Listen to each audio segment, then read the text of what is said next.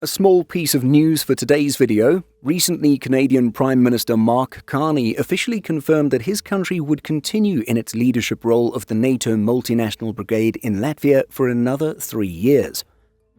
Canada has been the framework nation of the NATO multinational unit in the Baltic countries since its establishment in 2017. Known by the Canadian government and Canadian forces as Operation Reassurance, it looks like the mission in Latvia will be going through to 2029.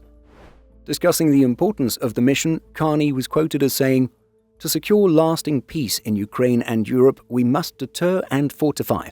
For over a decade, Canadian troops have played an indispensable role in deterring Russian aggression on NATO's eastern flank and fortifying our shared defense. Canadians can be proud that our troops will continue to lead Operation Reassurance in this critical mission for greater security, stability and prosperity in Europe and around the world." Evika Saliņa, Prime Minister of Latvia, had this to say about the news.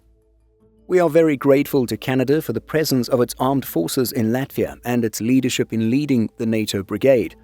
The Canadian-led brigade is the first on the eastern flank to have already conducted brigade-level exercises. Its presence in Latvia is a clear signal to our allies and also to the aggressor. We are united and strong."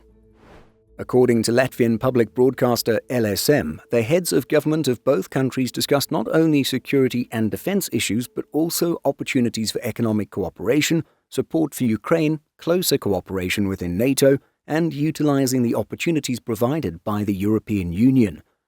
As we discussed in a previous video, the size and strength of military deployments ultimately stems from politics, the decisions of politicians/political will.